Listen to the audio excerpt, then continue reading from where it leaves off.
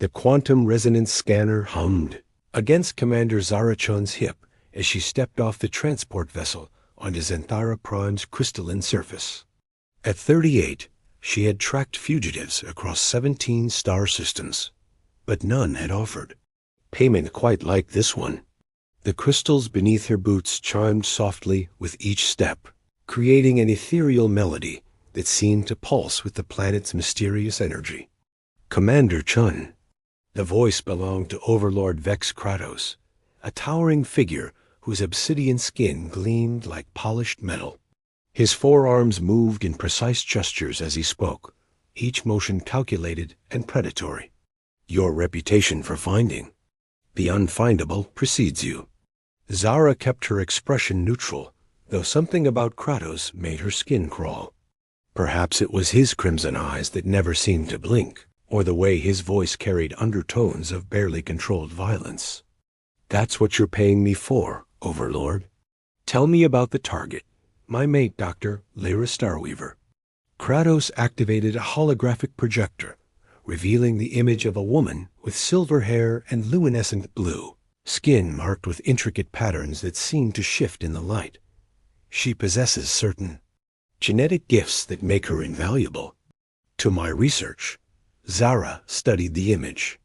Lyra Starweaver appeared delicate, almost fragile, but her eyes held an intelligence that seemed to pierce through the hologram. What kind of gifts? Telepathic abilities. Rare even among her species. Kratos' tone suggested ownership rather than affection. She fled 3 weeks ago, likely hiding in the abandoned research facilities in Sector 7. I want her returned unharmed, but compliant. The word compliant sent warning signals through Zara's mind, but the payment transfer notification on her wrist display was substantial enough to silence her concerns. Enough to buy that retirement she'd been planning on Europa's moons. Standard. Rate supply. No questions, clean extraction, 48-hour completion.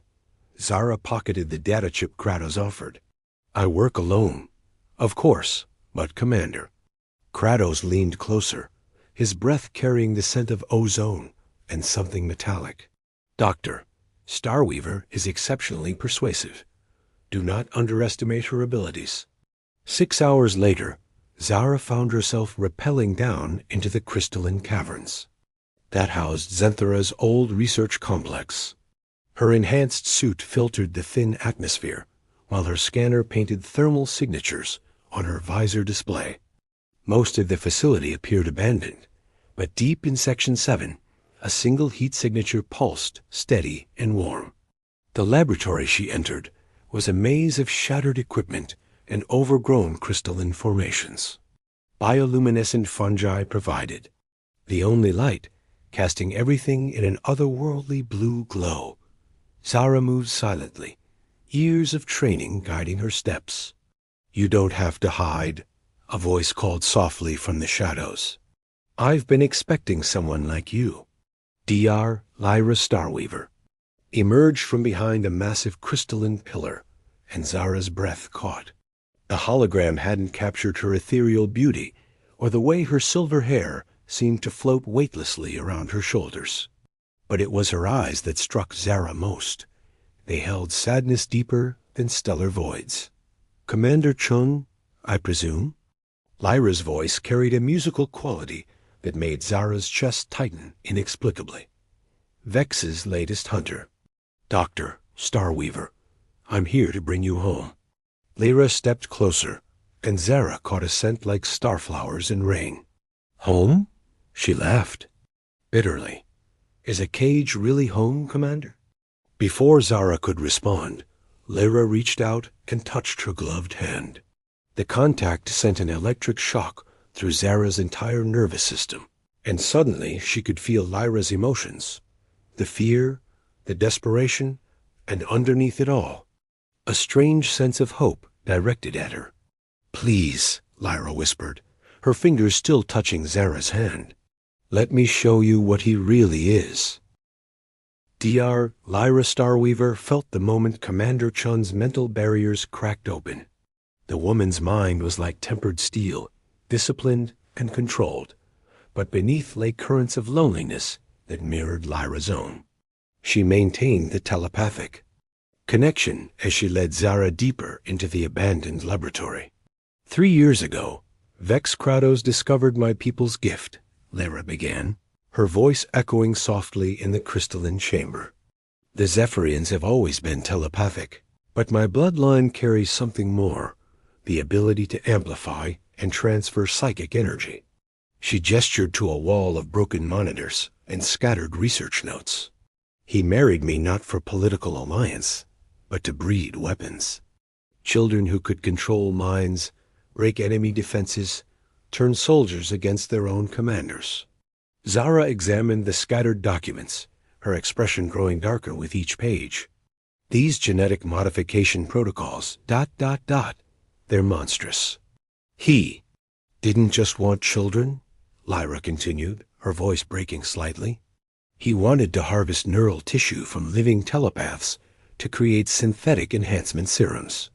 I found records of 17 of my people who had already volunteered for his experiments. The word volunteered hung in the air like acid. Both women knew what it really meant. Lyra moved to a hidden panel, revealing a collection of data crystals. I spent months copying everything: research notes, victim lists, facility locations. Vex has laboratories on 12 different worlds, all conducting illegal genetic experiments. Why didn't you contact the Galactic Council? Zara asked, though her tone suggested she already knew the answer. With what proof? Vex owns half the council representatives, and the other half fear his military power. Lyra turned to face Zara, fully, allowing her telepathic abilities to surface. But you're different, Commander. Your mind? It's not like others I've touched. Zara stiffened as she felt Lyra's consciousness brush against hers again. Instead of the violation she expected, it felt like coming home after years in cold space. What are you doing to me? Nothing you don't want, Lyra whispered, stepping closer. Some minds are naturally compatible with telepathic contact. Yours resonates with mine in ways I've never experienced. The distance between them evaporated, as if drawn by gravitational force. When their lips met, Zara felt Lyra's emotions flood through her. The terror of 3 years under Vex's control, the desperate hope for freedom, and something else that made her heart race. This is impossible, Zara breathed against Lyra's lips. I don't believe in instant connections. Neither did I, Lyra replied, her hands framing Zara's face. But telepathic bonds don't follow conventional rules. What we're feeling is real. Zara, more real than anything I've experienced. Zara pulled back slightly, conflict warring in her dark eyes. I was hired to bring you back to him. And now? Zara's answer came not in words, but in another kiss, deeper this time, full of promise and determination. When they separated, her voice was steady with new resolve. Now I help you destroy him. Lyra's smile was radiant with relief and something deeper. It won't be easy. Vex has resources, armies, technology that surpasses most galactic governments. Then we'll need allies, Zara said, her strategic mind already working. And a plan that uses your abilities to maximum advantage. As if summoned by their conversation, Zara's unit crackled to life. Vex Kratos' voice filled the chamber, cold and commanding. Commander Chun, report. Zara looked at Lyra, who nodded. Encouragingly. Taking a deep breath, Zara activated the communicator. Target located, Overlord. Beginning extraction procedures. Excellent. I expect delivery within 12 hours. The connection ended, leaving them in crystalline silence. 12 hours to save 17 worlds, Lyra murmured. Then we'd better get started. Overlord Vex Kratos paced the command deck of his fortress ship, his forearms moving in agitated patterns. Something about Commander Chun's last report had felt ... wrong. Her voice carried undertones his enhanced hearing could detect, micro fluctuations that suggested deception. Bring me surveillance footage from Sector 7. He commanded his chief of security, a cybernetically enhanced humanoid whose loyalty had been purchased with expensive modifications. The holographic display materialized, showing thermal imaging from the research facility. Vex watched as two figures moved through the corridors, their body language speaking of intimacy rather than captivity. His crimson eyes narrowed as he observed the moment when they kissed. "Foolish human," he growled, his voice carrying harmonics that made nearby crew members flinch. Did she think her primitive emotions could cloud my judgment? He activated the command console with two hands, while the other two worked at tactical displays. Deploy hunter squads to all exit points from Sector 7. Bring me both women alive. I have plans for the commander now. The trap closed with mechanical precision. Zara and Lyra had made it only halfway to the surface when stun blasts erupted from hidden positions. Zara's enhanced reflexes saved them from the first volley, but there were too many attackers, too many angles of fire. "Run!" Zara shouted, pushing Lyra behind a crystalline formation as she returned fire with her plasma rifle. "Use your abilities. Find another way out." "Not without you," Lyra replied, her eyes beginning to glow with telepathic energy. She reached out with her mind, trying to confuse their attackers, but Vex's soldiers wore mental shielding that blocked her influence. Battle was brief and brutal. When the stun charges finally found their marks, both women collapsed to the cavern floor. Unconscious and helpless. Vex personally oversaw their transport to his fortress. He stood over Zara's unconscious form in the detention cell, his expression mixing disappointment with cruel anticipation. "Wake her," he commanded. Cold water shocked Zara back to consciousness. She found herself strapped to a chair in a sterile white room, medical equipment humming around her. Through a transparent wall, she could see Lyra in an identical chair, similarly restrained but still unconscious. "Commander Chun," Vex's voice came from speakers hidden in the walls. "Such a disappointment. I had hoped your reputation for professionalism was earned. Where is she?" Zara demanded, testing her restraints. They were energy bonds, impossible to break with physical force. "Doctor, Starweaver is safe, for now." Vex entered the room through a hidden door, his massive frame filling the space. "But her safety depends entirely on your cooperation." A new piece of equipment descended from the ceiling, something that looked like a cross between a medical scanner and a torture device. Vex activated it with casual indifference.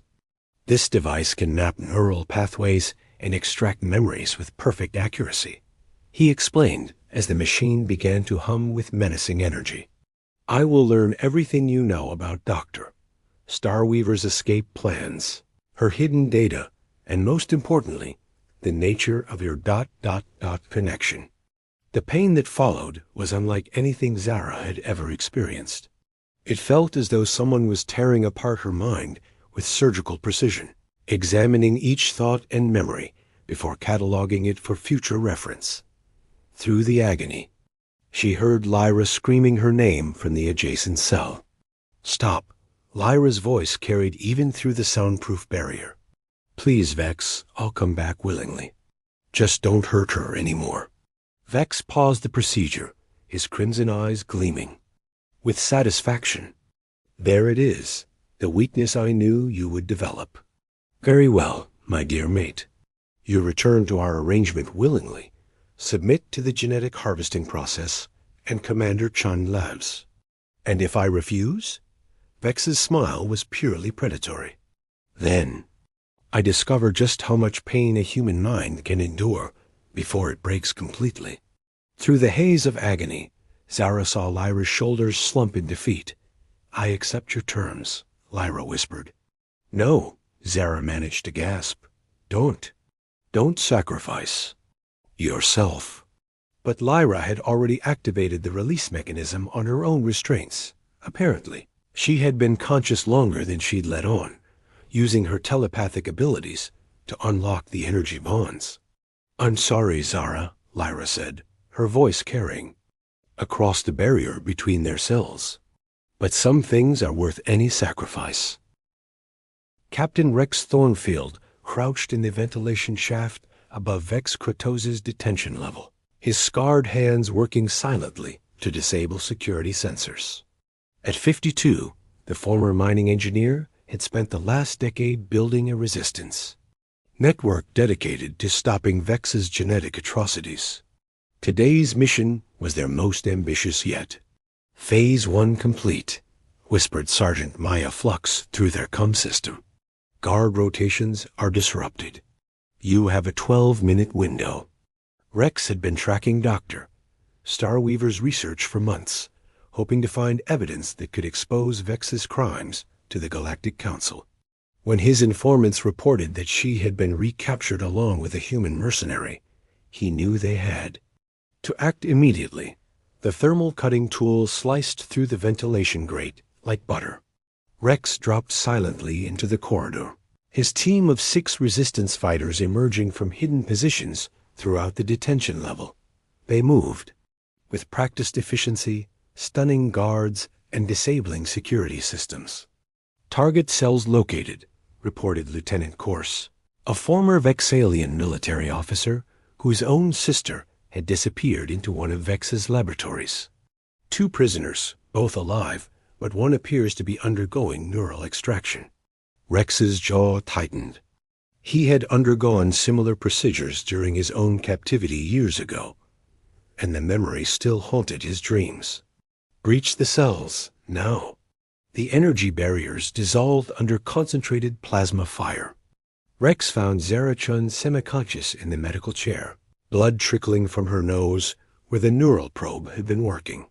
She was a tough-looking woman with short dark hair and the lean build of a professional soldier, but her eyes held a pain that went beyond physical injury. "Commander Chun," Rex said, beginning to free her from the restraints. "I'm Captain Thornfield, Zephyrian Resistance. We're here to get you out." "Lyra," Zara mumbled, struggling to focus. "Where's Lyra?" "Right here," came the reply from the adjacent cell, where Sergeant Flux was helping Dr. Starweaver to her feet. Even semi-conscious, Lyra Starweaver was breathtakingly beautiful, her silver hair catching the harsh lighting like starlight. "Can you both walk?" Rex asked urgently. Alarms were beginning to sound throughout the fortress. "I can manage," Lyra said, though she leaned heavily on Flux for support. "But Zara needs medical attention. A neural probe causes significant trauma." "Later," Zara insisted, forcing herself to stand despite obvious dizziness. "We move now, or we don't move at all." Rex admired her determination. "Transport tunnel is 50 meters down Corridor B. Maya, what's our window?" 6 minutes before full. "Security lockdown," came the reply, and Rex ... "Vex is mobilizing his personal guard. Whatever you did, you've made him very angry." They moved through the fortress corridors like a military unit, Rex's team providing cover while Zara and Lyra struggled to keep pace. Behind them, they could hear the heavy footsteps of Vex's elite soldiers beginning their pursuit. The transport tunnel was a maintenance shaft that connected to the fortress's old mining operations. Rex had discovered it during his own escape years ago and had been saving it for an emergency exactly like this one. Down the shaft, 200 meters to the underground river, Rex instructed as they reached the tunnel entrance. "Transportation is waiting." "What kind of transportation?" Zara asked, peering into the darkness below. "The kind that floats," replied Maya with a grin as she activated her repelling gear. They descended quickly, the sounds of pursuit growing louder above them. The underground river was exactly as Rex remembered, a rushing torrent of water that flowed through natural caverns beneath Xanthorus crystalline. Surface. 2 assault boats waited at a makeshift dock, their engines already running. Rex's pilots were experienced smugglers who knew every hidden waterway on the planet. "Go, go, go," Rex shouted as plasma fire erupted from the tunnel entrance above them. Vex's soldiers had found their escape route. Lyra stumbled as they reached the boats, her strength finally giving out. Without hesitation, Zara caught her and lifted her into the nearest vessel, cradling the unconscious woman against her chest. She used too much telepathic energy, Zara explained to Rex as their boat accelerated into the darkness of the underground river system. Overextended herself trying to help us escape. Rex studied the way Zara held Lyra, noting the protective gentleness in her touch. You care about her, more than I should, Zara admitted. More than makes sense. Love rarely makes sense, Rex replied, but it's often the only thing that makes life worth living. Behind them, explosions echoed through the caverns as Vex's forces tried to follow their route. But Rex knew these tunnels better than anyone, and within minutes they had disappeared into the labyrinthine waterways that would carry them to safety. Admiral Kess Nightingale stood on the bridge of the Galactic Council enforcement vessel, Stellar Justice, her weathered face grim as she reviewed the evidence that Captain Thornfield's resistance had provided. At 68, she had served in 3 interstellar wars and thought she had seen every form of atrocity imaginable. Vex Kratos had proven her wrong. Genetic harvesting facilities on 12 worlds, she murmured to her aide, Commander Brooks Sterling. An estimated 4,000 victims over the past 5 years. How did we miss this? Kratos was careful, Sterling replied.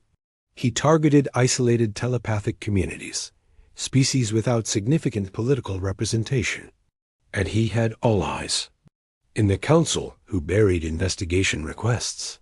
Kess turned to observe the small group gathered in her ready room. Commander Zara Chun sat beside Dr. Lyra Starweaver, their hands intertwined in a gesture that spoke of deep connection.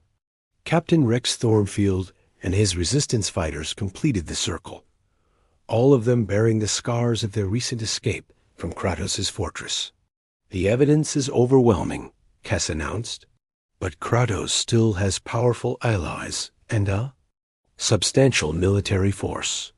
This won't be a simple arrest operation. Admiral, Lyra spoke for the first time since boarding the council ship. Her voice was stronger now, though exhaustion still shadowed her luminescent features. There's something else you need to know about Vex's experiments.